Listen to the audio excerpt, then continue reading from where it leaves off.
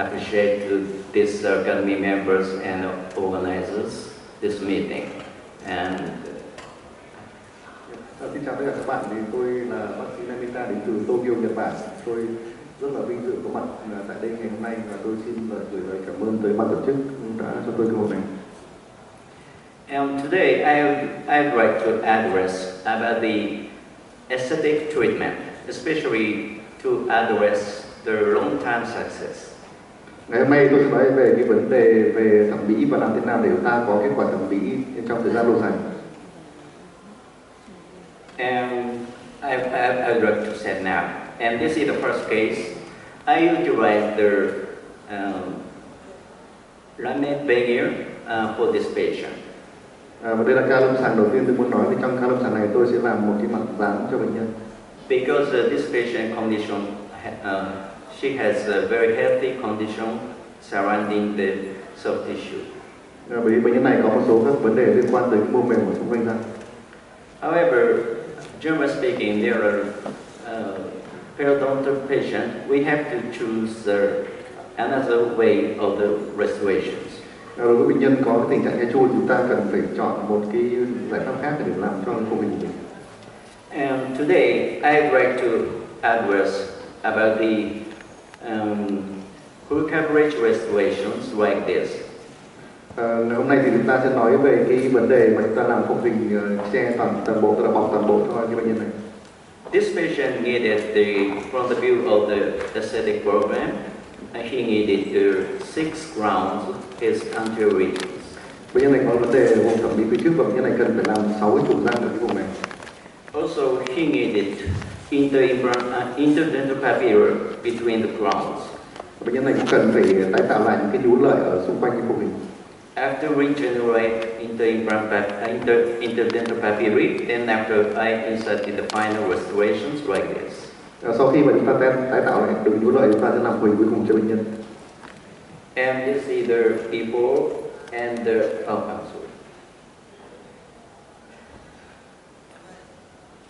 and this is the before and after.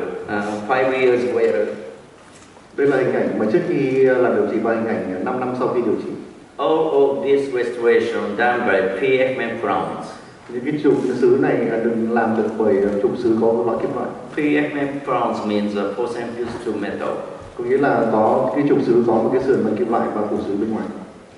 And next slide shows 14 years result of this patient. Và đây là kết quả điều trị sau 14 năm. In spite of the 14 years later, there is no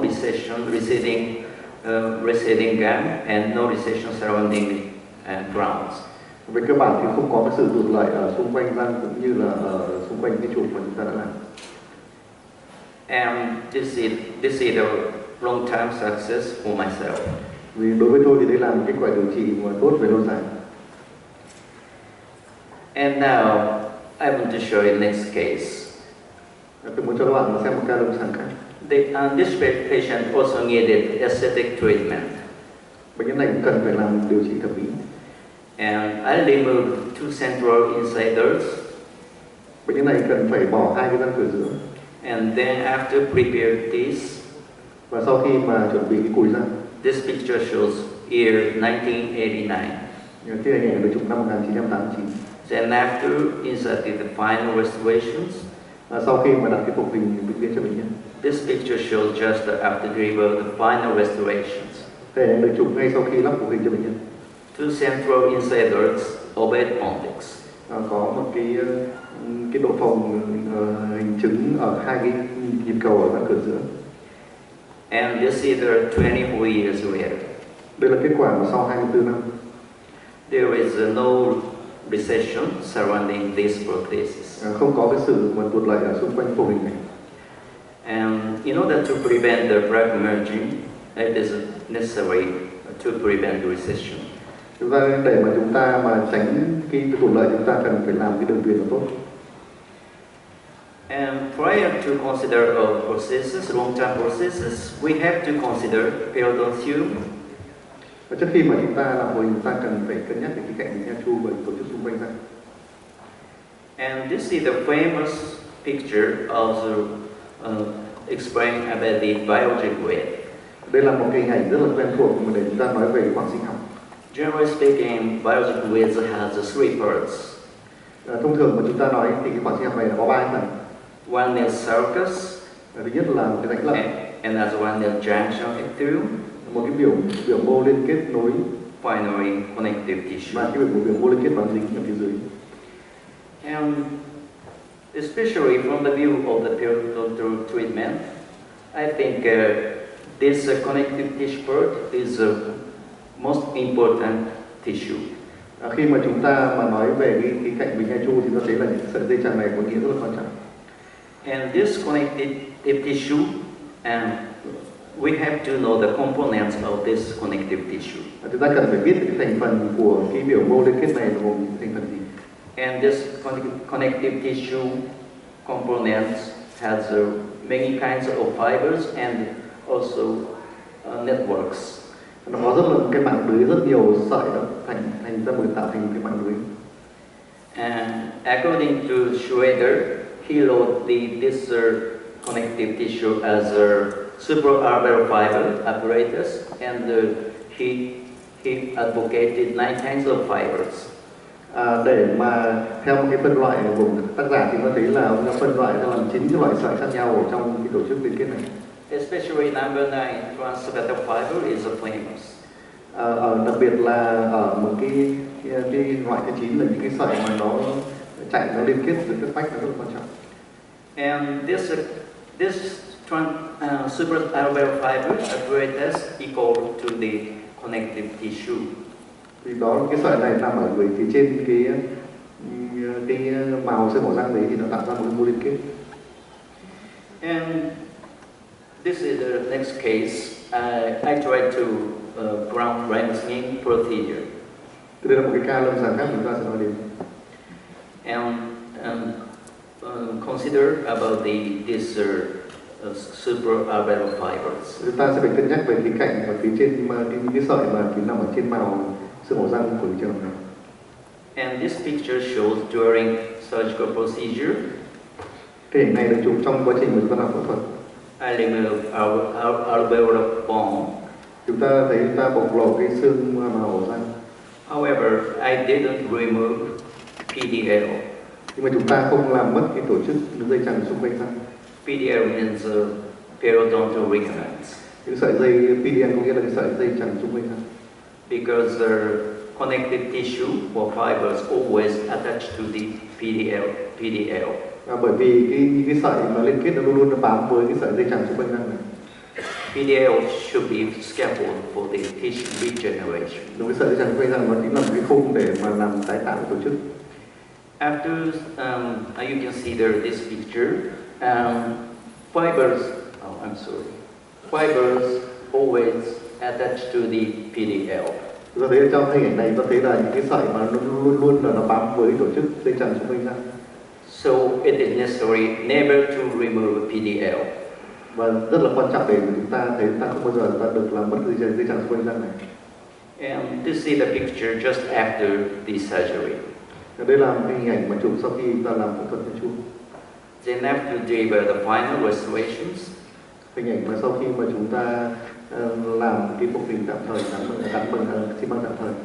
Also deliver 4 PFM crowns. Bằng một cái phục hình mà có lõi những sườn bằng kim loại. And this time I just use a temporary cement. Thực ra lần này tôi chỉ làm gắn bằng xi măng tạm thời thôi. Then after I remove these crowns. Sau đó thì chúng ta tháo những cái chùm này ra. This is the situation of after I remove the temporary. Đây là cái hình ảnh mà chúng ta chụp ngay sau khi chúng ta tháo xi măng gắn tạm thời. You can see a lot of soft tissue surrounding prepared piece. Tôi thấy là có rất nhiều tổ chức mô mềm ở xung quanh cái răng của chúng ta. When we compare this period, and you can see the lot of soft tissue regenerated after 2 years. Nếu mà chúng ta so sánh hình ảnh này sau 2 năm, chúng ta thấy là có rất nhiều mô mềm đã được tái tạo.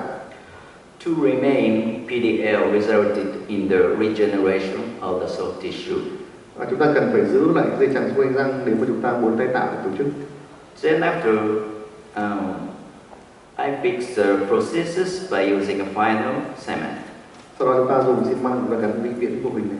This is the 4 years later. Đây ảnh 4 năm sau khi gắn vô hình vĩnh viễn. Year 2003. Năm 2003. And her smile changed, greatly changed aesthetic appearance. Cái hình ảnh thẩm mỹ được thay đổi rất là nhiều theo chiều hướng tốt này. And this is 14 years later.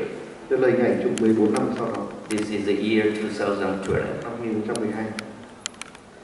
You can see their beautiful appearance after 14 years. Sau 14 năm. Two central incisors and the lateral recessors. Hai cái răng cửa giữa hai của bên là đẹp. All of them made by PFM crowns. Tất cả đều được làm bằng trục sứ kim loại. And next, I would like to add a tooth preparation. Chúng ta sẽ nói về cái vấn đề mà chúng ta chuẩn bị ra mài răng. Generally speaking, I use this 3 or 4 kinds of birds. Thông thường tôi dùng khoảng 3 đến 4 cái loại mũi khoan như thế này. And this left side 3 birds produced by GC company. Những cái mũi khoan ở phía bên trái này thì được sản xuất bởi công ty GC. The characteristic of this bird has a rounded end. Đặc điểm của nó là cái đầu nó được làm tròn. And this bird designed myself. Và những cái thiết kế của mũi khoan này là do tôi thiết kế. About 20 years ago. Khoảng 20 năm trở về trước. And this is the way of my preparation. Tức là hình ảnh mà nói về cái việc mài răng của chúng ta. First of all, I remove the crown area. Đầu tiên chúng ta sẽ mài ở cái phần phía trước. By using rounded end bird. Sử dụng cái mũi khoan đầu tròn. And it is necessary gross reduction in this area. Chúng ta cần phải là kiểm soát máu, chứ chúng ta tránh là cái máu cùng mình. Generally speaking, some opinions suggested there to use half of the birds, and I recommend the whole of the bird. Có rất nhiều cái giải pháp để làm mà tôi muốn chúng ta dùng để mà làm an toàn. Ta muốn là làm toàn bộ, sử dụng toàn bộ đầu cái mũi khoan này. I recommended picture of right side. Cái hình ảnh mà tôi muốn nói các bạn làm, chúng ta nên làm theo hình ảnh phía bên phải. And this is I finished the gross reduction on the model. Đây là hình ảnh mà chúng ta chuẩn bị răng ở trên mô hình. And the reason of the whole bird, because in order to prevent the breathing go to from the soft tissue. Và cái lý do mà để chúng ta mài trong toàn bộ mũi khoan là chúng ta tránh việc chảy máu, chúng ta mài dùng đường khoan vô thể gây chảy máu của mình. However, whole tips resulted in the ripping wall like this. Tuy nhiên thì nếu chúng ta nhìn thấy hình ảnh này thì nó có một cái phần vách nó chìa ra, nó chưa được mài hết thì nó sử dụng toàn bộ cái mũi khoan. So, and this is the picture. I removed the gum on the model. You can see you couldn't see the tip of the bird like this. Ở trong hình này thì sau khi mà chúng ta thấy là chúng ta đã loại bỏ cái lợi ra thì chúng ta thấy chúng ta không nhìn thấy được cái đầu, cái mũi đỉnh với mũi khoan. Also, and this rip prevent the touch to the soft tissue. Và cái phần này nó tránh cho chúng ta chạm vào cái mô mềm.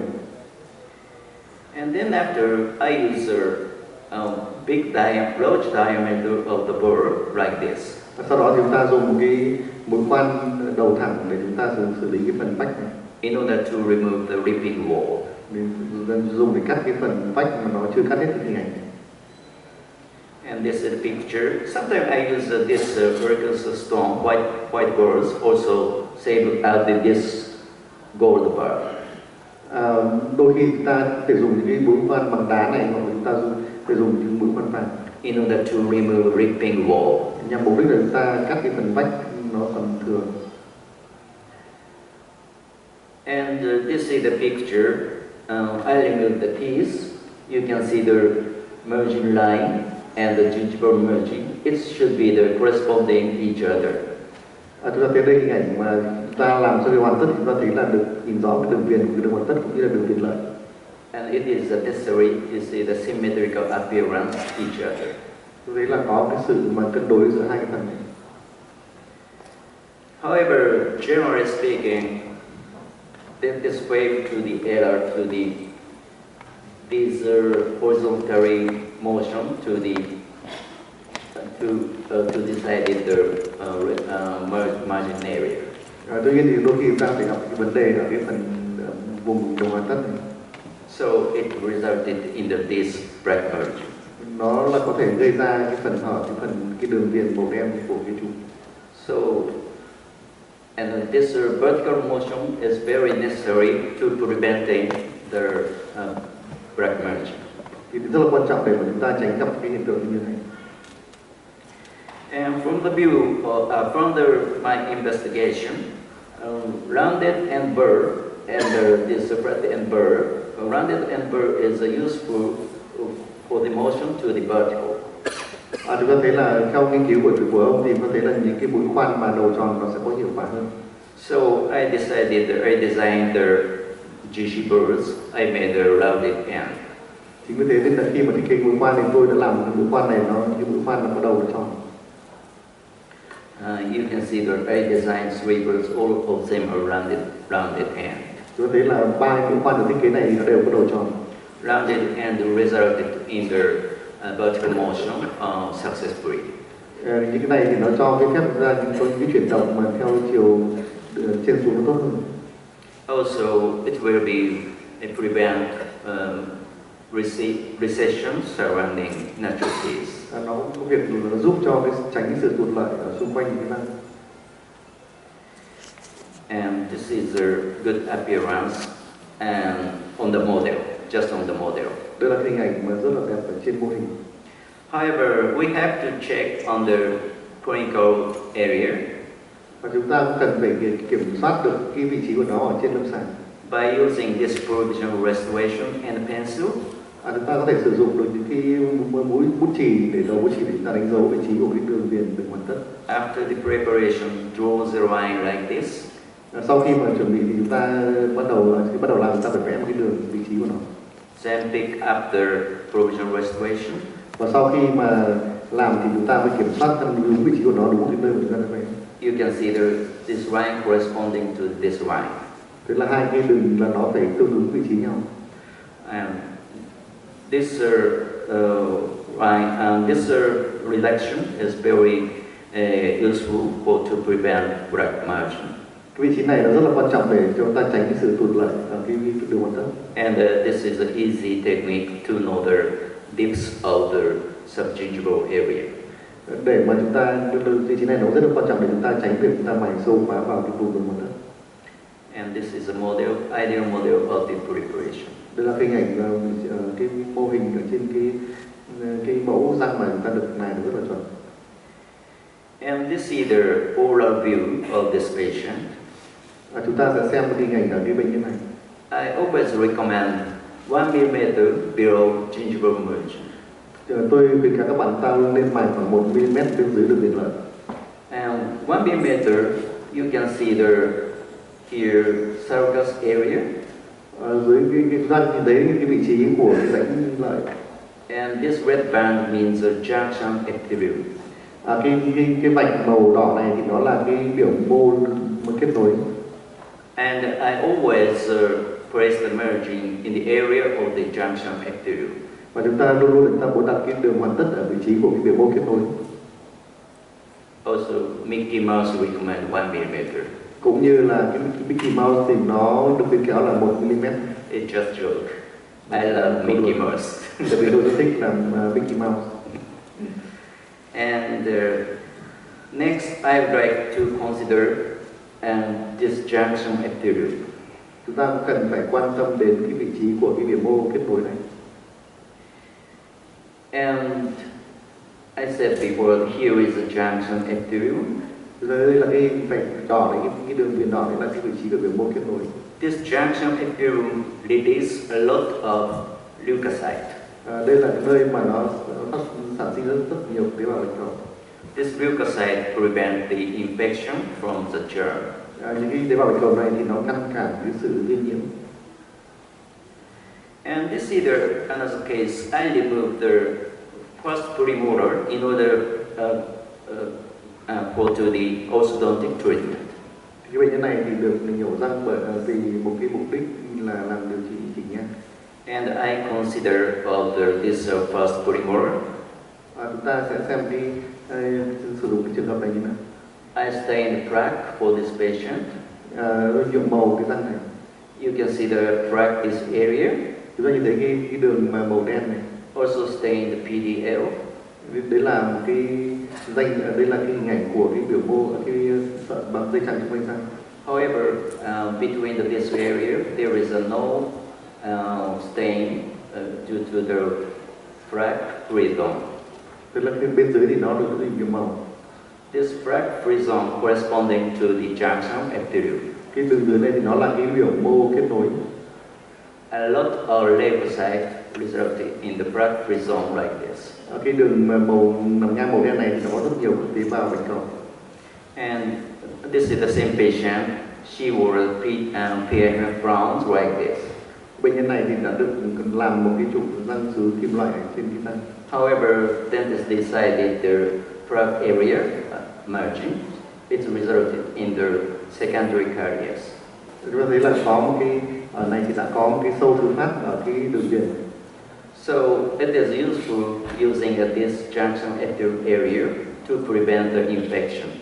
Bởi vì chúng ta đã không sử dụng được đúng cái vị trí ở cái biểu mô kết nối này để chúng ta tận dụng khả năng bạch cầu bạch cầu. From the view of the histologically, it is necessary to decide the margin placement in the area of the junction epithelium. Thì đứng với cái cạnh mà mô học, tổ chức học ta rất muốn ta đặt cái vị trí của cái đầu hoàn tất ở cái ranh giới của cái biểu mô kết nối. So now I want to address about the impression making. Chúng ta sẽ nói một số vấn đề về cách thức lấy mẫu. And this is the view of the provisional restoration. Đây là hình ảnh của Phục Hình tạm thời. I make impression these two central incisors. Chúng ta cần phải lấy dấu cho hai cái răng cửa giữa. Pack the cold. Chúng ta đặt cái chỉ có lợi like this, and then I have to remove the cold. Và sau đó thì chúng ta sẽ lấy cái sợi chỉ có lợi ra. And make impression. Và chúng ta lấy dấu cho bệnh nhân. And pour stone. Và chúng ta đổ bằng cái thạch thủy. This is model. Đây là cái mẫu hàm của bệnh nhân. Also this is model. Đây cũng là mẫu hàm. Yeah. And I use now I use the imprint form. Trong trường này thì tôi dùng cái vật liệu lấy dấu gọi là imprint form 4. Produce press 3M company. Từ công ty của BM. It's useful for precise impression. Cái loại vật liệu này thì có cái cho cái sự lấy dấu rất là chính xác. And this is the result of the two central incisors. Đây là hình ảnh mẫu được lấy dấu của hai răng cửa giữa. You can see the merging clearly. Chúng ta thấy cái đường hoàn tất nó rất là tốt, rất là rõ. And this is the picture of these central incisors. Đây là hình ảnh của hai cái cùi răng trên lâm sàng. And also I utilize the lever ultimate for this patient. Và để làm cùi cho bệnh nhân này thì tôi sử dụng cái phục hình lava ultimate của BM. This is a composite material. Thì đây là một cái vật liệu rất là tốt. And very strong. Và rất là cứng chắc. And this is the final restorations. Là phục hình cuối cùng của bệnh nhân. And then after I bonded them by using a relax. Chúng ta cũng biết sau đó chúng ta dùng cái vật liệu dán chúng ta làm phục hình. And this is the final result. Đây là kết quả cuối cùng của phục hình. And this is 6 months later. Đây là hình ảnh từ 6 tháng sau đó. When we compare of the reaction of the soft tissue, chúng ta thấy là cái phản ứng của mô mềm nó rất là tốt. This lever ultimate doesn't prevent the healthy condition. Đây là chúng ta thấy là do cái phục hình sứ này thì nó cho một cái sự tương hợp với mô rất là tốt. And this is another case by using lever ultimate. Đây là một cái ca lâm sàng khác sử dụng cái sứ lava. I utilize a lower mandible. Chúng ta nhìn thấy là cái phục này được làm cho phục hình ở hàm dưới. And this is the final result. Đây là kết quả cuối cùng. And you can see the beautiful appearance of the marginal area. Chúng ta thấy là cái vị trí của cái đường hoàn tất nó rất là đẹp, rất là tốt. Especially this posterior region, it is useful for those strengths. Đây là một cái điều rất là quan trọng để chúng ta có thể là đạt được kết quả của mình.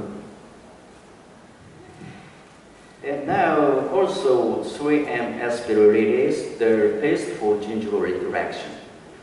Bây giờ tiếp theo cái ca chúng tôi sử dụng cái paste của 3M để mà vén lợi. And it's very useful to prevent bleeding.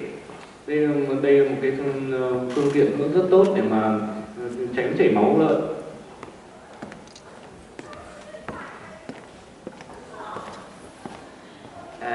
I utilize this paste for this patient. Tôi thì dùng cái loại paste này cho bệnh nhân. And then after I remove the provisional restorations. Sau đây hình ảnh sau khi mà đã lấy phục hình tạm thời. And wash the paste. Và đã bơm cái paste này vào. And remove the retraction cord. Và sau lấy chỉ có lợi ra. There is no bleeding surrounding this natural teeth. Các bạn có thể thấy là không có chảy máu ở xung quanh cái răng tự nhiên này. Prevent the bleeding. It is resulted in the successful impression making. Cái việc phòng chống chảy máu ở đây rất quan trọng để có thể lấy dấu tốt. This is the result of the impression. Đây là kết quả sau khi lấy dấu. By using imprint form. Sau khi dùng cái chất lấy dấu imprint form. And this is the next case. Also, I utilize paste for retraction. Đây là một ca tiếp theo mà tôi sử dụng cái paste để mà vén lợi. This is the situation of the 6 unit bridge. Ở đây bệnh nhân có một cái phục hình gồm một cái cầu 6 đơn vị. Of the provisional restoration. Cái cầu này cũng là cầu tạm thời. And this is the situation of the retraction. Đây là kết quả sau khi mà tôi sử dụng cái paste để vén lợi. Utilize the retraction cord. Tôi đồng thời tôi sử dụng cái chỉ co lợi. And the 3M paste. Và cái paste của 3M. And it results in the beautiful impression. Và kết quả chúng ta có thể lấy dấu một cách thành công. You can clearly see the merging on this impression. Các bạn có thể nhìn thấy rõ cái đường viền lợi ở trên cái dấu đã được lấy. And this is the model. Đây là hình ảnh của cái mẫu. Also, you can clearly see the merge. Chúng ta có thể nhìn thấy rất là rõ ràng vị trí của đường hoàn tất. And this is the final result of this patient. Đây là hình ảnh của cái mẫu hình cuối cùng của nhân. This is 6 unit PFM crowns. Một cái cầu sứ 6 đơn vị sứ kim loại. This is the day of the just after labor. Đây là cái ngày mà đầu tiên. And this is the 1 month later. Đây là một hình ảnh 1 tháng sau đó. You can see the good reaction surrounding and abutment. Chúng ta thấy cái phản ứng của mô mềm xung quanh cái cùi răng rất là tốt. So next, also I utilize imprint this case also. This is the year 2002. Đây là cái hình được làm vào năm 2002 thì tôi cũng sử dụng cái vật liệu đánh dấu là imprint. However, this case I utilize imprint 2. Trong hình ảnh này chúng ta sử dụng cái imprint 2 thôi. And this is the situation. I remove the crown. Đây là cái hình ảnh mà sau khi chúng ta tháo bỏ cái việc làm trước. And then after prepare teeth. Và sau khi mà chúng ta chuẩn bị cùi răng. I decided the position of the merging some tooth structure. Chúng ta sử dụng cái chỉ có lợi để chúng ta đánh dấu. Then after made impression. Sau khi đó chúng ta lấy dấu cho bệnh nhân. By using imprint 2. Sử dụng bằng vật liệu imprint 2. Also you can clearly see the merge. Và chúng ta thể thấy là vị trí của đường hoàn tất rất là rõ ràng. And this is the day of the insertion. Đây là cái ngày mà chúng ta đã phục hình. And this is 2 years later of 2 central incisors. Hình ảnh 2 năm sau đó, sau khi chúng ta phục hình cho 2 răng cửa giữa. And this is 12 years later. Hình ảnh 12 năm. You can clearly see there no receding soft tissue. Tôi thấy là không có sự tụt lại ở xung quanh của hình. Make precise impression resulted in the long-term success. Chúng ta để có kết quả lâu dài chúng ta cần phải làm lấy dấu tốt, chính xác. So I'd like to recommend silicone materials. Tôi muốn nói với các bạn chúng ta sử dụng vật liệu lấy dấu bổ bay mà rất là chính xác. And also this is a compromise case. Đây là một cái ca nói chung là rất là phức tạp. I prepared 28 teeth. Bệnh nhân này cần phải bọc được 28 cái răng. For this patient. Toàn bộ cái răng bệnh nhân này cần phải bọc lại. And this method, all of them are provisional restoration. Tất cả những phục hình này bệnh nhân hiện nay đang đều là phục hình tạm thời. Then after made impression. Sau khi mà chúng ta lấy dấu. And I utilize a transfer coping method. Chúng ta sử dụng phương pháp mà lấy dấu chuyển tiếp. And transfer coping method with the impregam. Với vật liệu lấy dấu là impregam. And then after my technician made PFM crowns, all of them. Bệnh nhân đó sau đó thì được làm cái phục hình có cái lõi kim loại. And this either before and after. Đây là hình ảnh trước và sau khi làm phục hình. And this is the occlusal view of this patient. Đây là hình ảnh được nhìn từ phía trước cạnh bệnh nhân, từ mặt nhân. You couldn't see the metal in the mouth, however, all of them are made by PFM crowns. Chúng ta không thể nhìn thấy ghi kim loại, nhưng mà tuy nhiên thì tất cả những chụp này đều là chụp từ kim loại. This technician is a famous member of oral design. Cái bệnh nhân này được làm phục hình bởi một kỹ thuật viên, là một cái thành viên của một cái hiệp hội mà chuyên về kỹ thuật là môn. Okay. And next, I'd like to talk about the crown contour. Cái vấn đề tiếp theo ta sẽ nói về cái đường viền của cái trụ răng. Especially, I want to address about the area of submarginal area. Đặc biệt là chúng ta sẽ nói về cái hình dạng của cái vị trí mà nằm ở dưới lợi. And this picture shows a patient who needed their aesthetic treatment.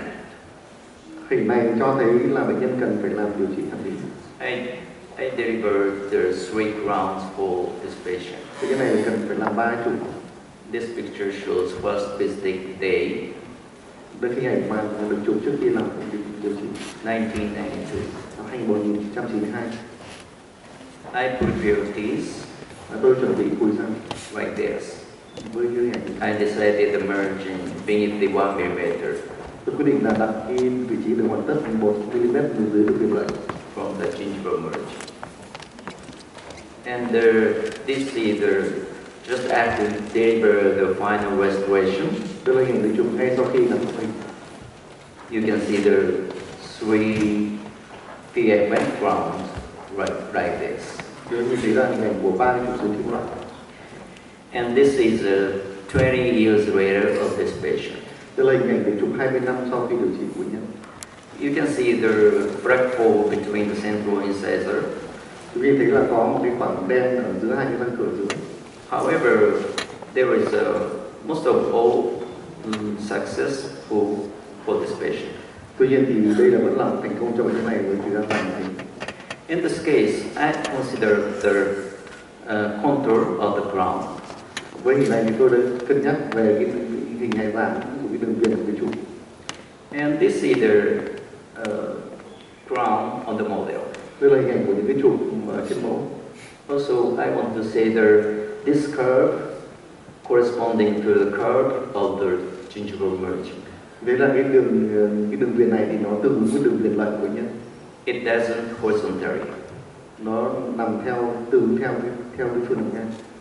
And when I see that from the view of the cross section like this, nếu mà chúng ta nhìn ảnh từ cắt ngang của cái trụ này, I use the shape, especially this area, I call S-shaped profile. Chúng ta nhìn thấy là ở cái hình ảnh mà cái đường viền lợi nó nằm ngay ở phía sát đường hoàn tất ấy, nó lõm vào một chút đấy. Because this shape similar to this alphabetical S. Cái loại này thì nó có rất thích hợp cho cái tổ chức lợn. And this is the paper I wrote to 2000 and about this shape profile. Đây là cái bài báo tôi đã báo cáo vào năm 2000 về cái published in German. Được báo chí được đăng tải ở Đức. And this is the concept of the shape profile. Đây là cái quan điểm về được làm một cái đường viền mà theo hình dạng chữ S. And also I wrote I reported the case presentation. Và tôi cũng đưa ca lâm sàng này để bên ngoài. I utilized a shape profile for this patient. Trong trường này tôi đã làm cái hình dạng đường viền theo hình chữ S. And the two central incisors and the two canines. Bệnh nhân được làm 2 chụp răng cửa giữa và 2 chụp ở răng nanh. I utilized a PFM crowns. Bệnh nhân này cũng được làm phục hình xứ kim loại. And this picture shows just after I delivered the final restorations. Hình ảnh được chụp ngay sau khi ấn phục hình cho bệnh nhân. By using the S-shape concept. Cũng sử dụng cái concept hình chữ S này. And this is two central incisors and the two canines. Với anh thấy là chụp răng được làm ở 2 răng cửa giữa và 2 răng nanh. This is the year 1999. Được làm vào năm 1999. And this is the 12 years later. Hình ảnh được chụp 12 năm sau đó. 2011. 2011. You can see the little receding surrounding central incisor. Như vậy là có một sự tụt lợi rất là nhỏ ở cái vùng răng cửa giữa. However, you couldn't see the black margin. Nhưng mà chúng ta vẫn không nhìn thấy cái đường viền màu lợn màu đen của cái chụp. And this S-shape profile and this less contour maintains soft tissue thickness. Vì thấy là với cái quan điểm hình dạng chữ S này thì tôi thấy là vì nó lõm vào thế nên là nó sẽ cho phép cái tổ chức lại nó dày hơn.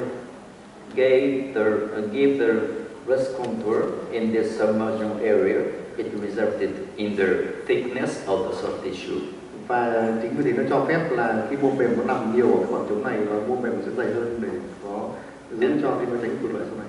And it is an important factor to maintain the soft tissue. Đây là một cái yếu tố rất là quan trọng để mà chúng ta giữ lại sự ổn định của mô mềm.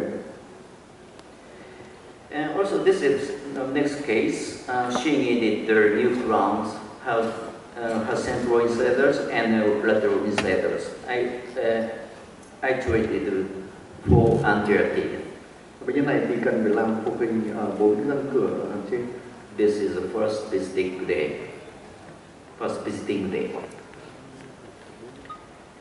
And then I make provisional restorations. Đây là cái chúng ta làm cái phục hình tạm thời cho bệnh nhân. And this is the situation of the provisional restoration. Đây là cái hình ảnh mà chúng ta gắn phục hình tạm thời cho bệnh nhân. In order to decide the ranks and the width of the crowns. Chúng ta thấy là cái hình ảnh của cái trục ở trên người bệnh nhân trong khi được gắn phục hình tạm thời. This is the year 2004. Năm 2004. And then I prepare teeth in the sound tooth structure. Sau đó chúng ta chuẩn bị khối răng cũng như theo những cái hướng dẫn chúng ta đã nói từ trước. And I decided the merging and below the 1 mm. Và chúng ta cũng đặt cái vị trí của cái đường mặt tất 1 mm nằm ở bên dưới đường viền lợn. From the gingival merging. And this is the situation of the packed cord. Đây là cái hình ảnh mà sau khi chúng ta đặt chỉ có lợn. You can clearly see the sound tooth structure. Và chúng ta thấy là toàn bộ cấu trúc ta nhìn rất là rõ ràng. And this is the final result of this patient. Đây là cái kết quả điều trị cuối cùng của bệnh nhân. I gave the S-shape profile. Chúng ta cũng đặt cái đường vị hình dáng của cái đường viền theo hình chữ S. And you can see the good result surrounding prosthesis. Chúng thấy là cái phục hình có cái đường viền nó rất là tốt. And this is the occlusal view of this patient. Đây là hình ảnh được nhìn từ phía mặt ngang của bệnh nhân. In spite of the I utilized PFM crowns, you couldn't see the metal. Trong một số trường hợp thì chúng ta có thể là dùng những cái trục mà không kim loại. From the view of the X-ray, it shows metal like this. Một số những cái hình ảnh mà nếu mà chúng ta nhìn thấy qua X-ray, qua X-quang chúng ta nhìn thấy là có kim loại. And from the view of the strings, I printed each other, 4 of each piece. Trong trường này thì một số trường hợp tôi đã liên kết các răng lại nhau, có trường hợp thì không. However, you can see the beautiful appearance from this picture. Chúng ta thấy là hình ảnh ở trên cái hình ảnh trên đây rất là tốt. And this is the year 2012. Đây là hình ảnh của năm 2012. 8 years later. 8 năm sau khi điều trị. And this is a 10 years result. Đây là hình ảnh trên 10 năm sau khi điều trị. You couldn't see the receding black margin, recession surrounding this. Chúng ta không thấy cái sự tuột lợi và không thấy cái đường viền đen của trụ. Due to the concept of the S-shape profile, it maintains soft tissue surrounding Bởi vì this. chúng ta đã sử dụng cái quan điểm concept hình chữ S đấy, hình dạng chữ S đấy, và chúng ta đã tránh cái việc tuột lợi. And the S-shape profile also it result in the long-term success. Và cái concept hình chữ S này đã cho phép ra dựng kết quả lâu dài. And I want to share next case. Tôi sẽ muốn cho các bạn xem một ca lâm sàng tiếp. In Japan, there are a lot of root fracture cases. Ở chúng tôi thì có rất là nhiều trường hợp mà bị gãy chân răng. Most of our dentists remove, extract the teeth. Rất nhiều trường hợp mà chúng ta cần phải nhiều bác sĩ là muốn nhổ chúng răng. However, I don't extract teeth. Tuy nhiên thì tôi cũng không muốn là nhổ tất cả trường hợp, tôi không muốn nhổ tất cả. This is a situation of the fractured teeth. Đây là một trường hợp mà một cái răng bị gãy. And I made the provisional restoration corresponding to the fractured area. Chúng ta làm phục hình tạm thời theo vị trí của cái đường gãy. I decided the margin and below 2.5 millimeters below gingival margin. Chúng ta đặt cái vị trí của cái đường kết thúc 2,5 mm ở bên dưới cái tổ chức lợi. This case is difficult to make a precise impression. Nó rất là khó để chúng ta làm lấy dấu một cách chính xác. Now I want to recommend you 3M materials. Chính vì thế tôi xin khuyến cáo các bạn sử dụng vật liệu lấy dấu của em mà. And I made a provisional restoration like this. Tôi làm mô hình tạm thời như thế này. You can see the deep margin placement from this picture. Tôi thấy là cái hình ảnh của nó nằm ở cái đường kết thúc nằm ở sâu bên dưới lợi. This picture shows year 2006. Cái này chụp năm 2016. And I seated the provisional restoration like this. Chúng ta làm mô hình tạm thời cho bệnh nhân. You can see the weak structures surrounding soft tissue. Chúng ta thấy là cái tổ chức mà mô mềm xung quanh thì nó có một tình trạng Also breathing. nó cũng chảy máu nữa. However, this is a 7 years result. Đây là kết quả, tuy nhiên thì sau 7 năm rất tốt. You can see the healthy gingiva surrounding this process. Chúng ta thấy là tổ chức lợi xung quanh răng nó rất là khỏe mạnh. And you can see the thickness of the soft tissue. Và chúng ta nhìn thấy cái độ dày của mô mềm rất là tốt. In spite of the deep margin placement, it doesn't corresponding to the unhealthy gingival condition. Cái tổ chức lợi thì nó tốt hơn các trường hợp khác. And also, S-shape profile may prevent gingival recession. Và chúng ta thấy là cái hình dạng, cái đường viền hình chữ S này thì nó có thể ngăn cản sự tuột lợi. And I want to summarize this S-shape profile useful for the long-term success. Như thế nên tôi đưa đến cái kết luận là cái hình dạng mà đường hoàn tất, đường viền hình chữ S này thì nó có thể ta giữ cho kết quả thẩm mỹ tồn tại lâu dài. And next, I want to address about the context. Cái vấn đề thứ hai là nói về nhịp cầu hình chính. And especially I'd like to say ovate fonting. Và cái điều quan trọng nhất là trong này chúng ta muốn nói về những cái nhịp cầu có dạng hình chính, kết quả như thế nào. Ovate means like an egg shape. Cái ovate nghĩa là cái dạng của nó giống như là cái quả trứng. Dr.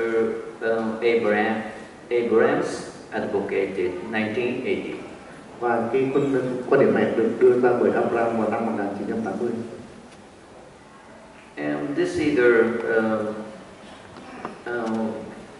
first appearance of this patient. Đây là hình ảnh của một bệnh nhân. and she needed the aesthetic treatment this area. Cô ta cần phải điều trị thẩm mỹ ở cái vùng này. And I extracted this lateral incisor. Và cái răng cửa bên này tôi đã nhổ được ra. Then after I prepared the central incisor and the canine. Và sau đó thì chúng ta chuẩn bị mài răng cái răng cửa giữa và răng nanh. Like this. Đây là hình ảnh mà được mài răng. I removed I extracted lateral incisor. Chúng ta nhổ cái răng cửa bên ra. This is the year 1997. Đây là hình ảnh chụp bằng năm 1997. Then after I made an impression by using impregan. Sau đó thì chúng ta lấy dấu bằng vật lấy dấu impregan. Over the X-ray you can see the clear margin. Như thế rất là rõ cái đường mặt đất. Then after I made a working model. Sau đó chúng ta nổ mẫu làm việc. And this is the new system of impregan. Đây là hệ thống lấy dấu mới của impregan. And also this old mixer is useful now. Đây là cái loại máy lấy trộn chất lấy dấu được sử dụng rất là nhiều hiện nay. However, in 1997 I don't use this system. Tuy nhiên từ năm 1997 tôi không sử dụng hệ thống này. Now it's useful for general practitioner. Hiện nay thì nó rất có lợi ích cho các bác sĩ nha khoa.